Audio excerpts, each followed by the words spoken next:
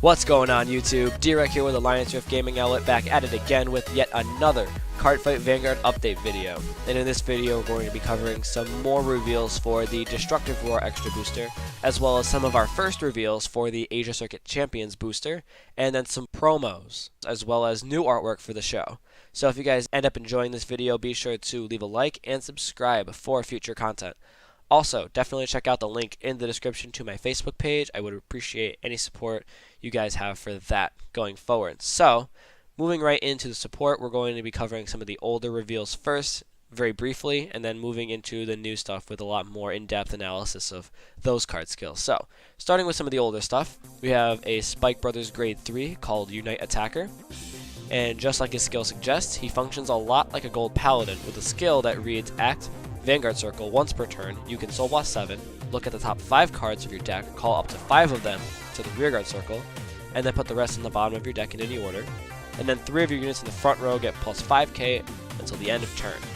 So the power part is just a pretty okay way of hitting some magic numbers, but the fact that this card standalone calls units without any kind of prerequisite like tucking cards from the field to the bottom of your deck or cards from hand into your soul.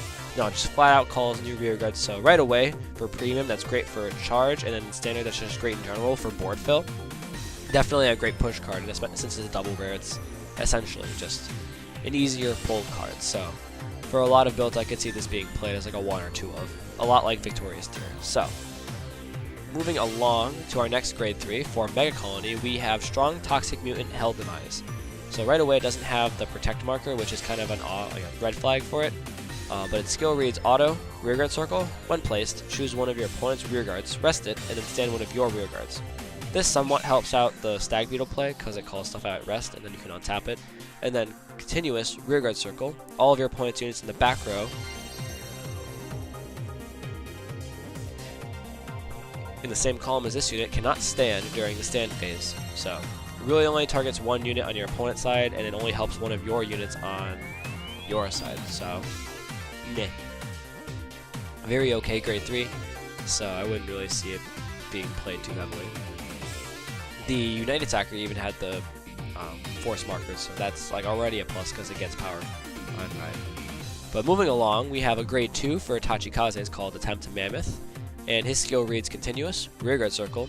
During the battle that it attacked, when your opponent calls Guardians from his or her hand, he or she must call 2 or more at the same time.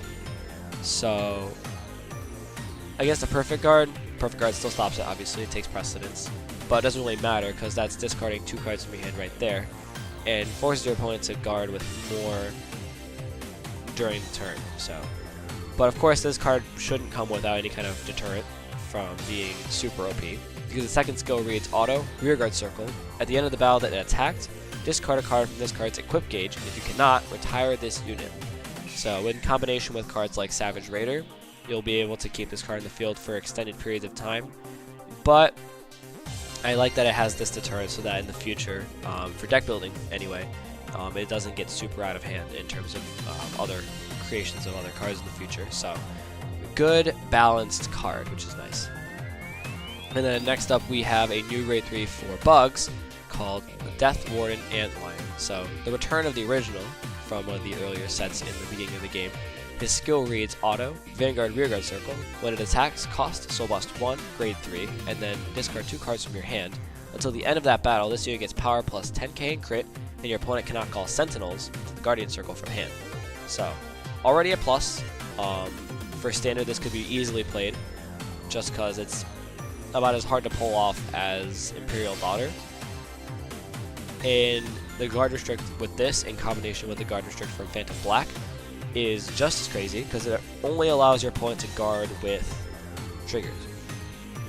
And the fact that this has the protect marker makes it really good in standard, as well as really, really good in premium if you guys know the combo with this and Zoa and Phantom Black as well. So 99,999 out of Vanguard with no Sentinels and no normal units, only allowing your opponent to guard with triggers, essentially. So if your opponent's in a spot where they only have like 70 or 80k in shield, boom, it's a win for you. Essentially, it's a win. So, like, that's really solid. Doesn't need the power up from either card as long as it's on Zoa's turn. So, makes this card really good.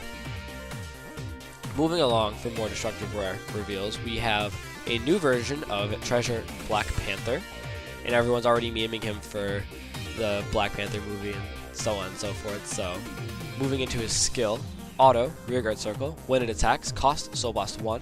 This unit gets either plus 5k or plus 15k power. If you choose to give it 15k power, at the end of the battle, push it into the soul. So, really good for a rare. And this, in combination with General Seifried, would be really nice, because Seifried's skill reads, Act, Vanguard Circle, cost Soul Blast 1, put one of your rearguards into your soul, search deck for up to one card with the same name as the card you put into the soul as cost, call to Rearguard Circle, and until the end of turn, this unit and the unit called get power plus 10k, and then you shuffle your deck. So, you know, shove an old Treasure Black Panther into your soul, call a new one out, it gets plus 10k, so making it a 20k base. You swing with it first, and you give it 5k off its own skill, so it doesn't tuck right away, and then you swing with your Vanguard. And then the second part of Seifried's skill reads Auto, Vanguard Circle, when its attack hits, Soul Blast 2, stand one of your rearguards, and choose one of your opponent's rearguards and retire it. So, right away, Haunt It Pressure is really nice, since it has the Force Marker, also nice. And then it allows you to get an extra attack off if your attack hits. So you do, again, Black Panther first, then this. If the attack hits, stand Black Panther up, swing base 40k with its skill, on top of any trigger checks, so potentially 50 or 60k. And then you get your last rearguard attack there, so really solid. In Standard, definitely being played. In Premium, I wouldn't see it being played too heavily, just because it's super Vanguard centric, and you would want to play other stuff, I would think.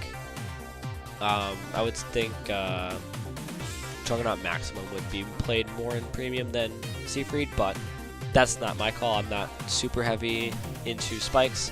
My friend Jason's more heavy into that. He runs the channel Living Proof, so if you guys want to check out his content, he only touches spikes, so if you're a hardcore, die-hard spike player out there, I would definitely recommend his channel to you if you haven't seen it yet. And even if you have seen it, you should definitely just go check out his videos anyway, because, you know, why not? He's a really good spike player. I have leaps and bounds respect for him for playing, only being dedicated to just that one clan since day one. So, and then that is it for main set stuff. Going into our first reveal for the Asia Circuit Champions, we have the new skill for Dimensional Robo Daiyusha. So the return of the big boss. So his skill reads Continuous Vanguard Circle. If this unit's power is 35k or greater, it gets critical +1. So a slightly heftier version of its original skill of if its power is 14k, it gets a crit. But with a lot of the new stuff, this is going to be super easy to do, especially with the second skill, because it reads Act once per turn on Vanguard Circle. You can rest any number of your rearguards, and for each unit that was rested, this unit gets power plus 10k until the end of turn. So, with just its skills alone, including the Force Marker, it's easily a 71k Vanguard, or 73k Vanguard. So, with crit, if your opponent doesn't have a PG, that's pretty darn unguardable. Unless your opponent has quadruple heal triggers in hand. This is wicked easy to do, so. But yeah, it's really solid. I'm really excited to see what they do with the new Great Daiyusha, just because of how it would affect Premium and the Legion with True Dai Kaiser, so. I'm excited for that. I used to play the deck a few times, and I thought it was a lot of fun, but, you know, Guard Break obviously too OP, so. Moving along now to our promos, we will have Panel 1 first, which has Royals and OTT. And for the Royal side, we have a new Holy Disaster Dragon and a new Eagle Knight of the Skies. So for Holy Disaster Dragon, we have Auto, Vanguard, or Rearguard Circle. When it attacks, you can put one card from your hand into your soul, and this unit gets power plus 10k until the end of the battle. So, not super great, but not too bad. For some stuff that requires soul, this is pretty solid. And then the new Eagle Knight of the Skies skill reads Auto, Vanguard, Rearguard, or Guardian Circle. When placed, cost Soul Blast 1. This unit gets power plus 3k and shield plus 5k until the end of turn. It's okay, I think. It's pretty solid against decks in the Excel or the Protects category, just because they have base 12k power, which this can hit. But against another Force deck, this is kind of, yeah, shortcoming by 1k power. And the shield value is kind of okay for a Soul Blast 1, so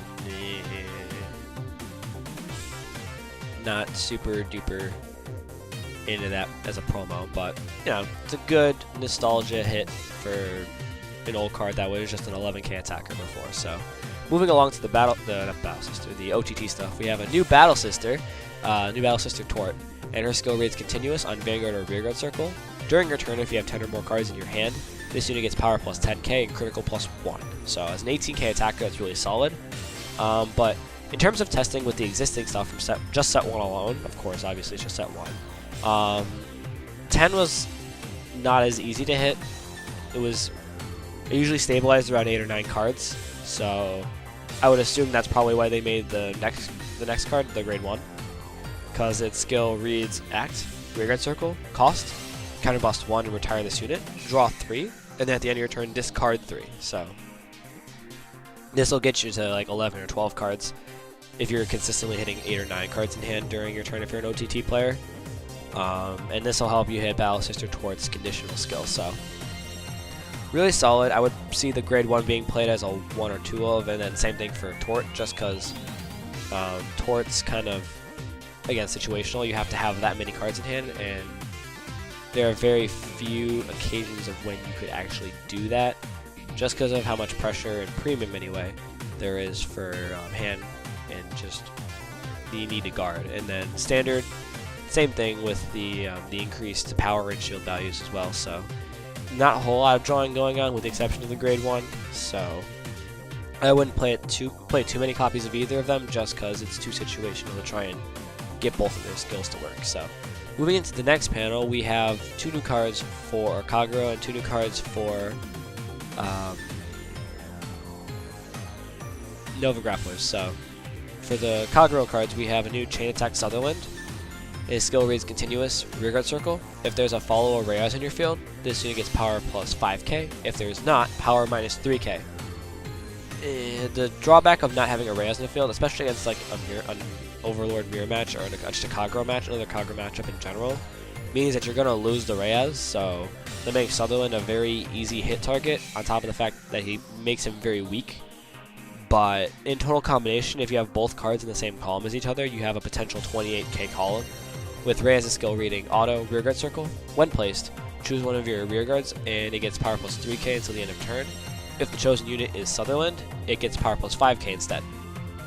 So like I said, potential 28k column for the turn they're both placed, so not too bad.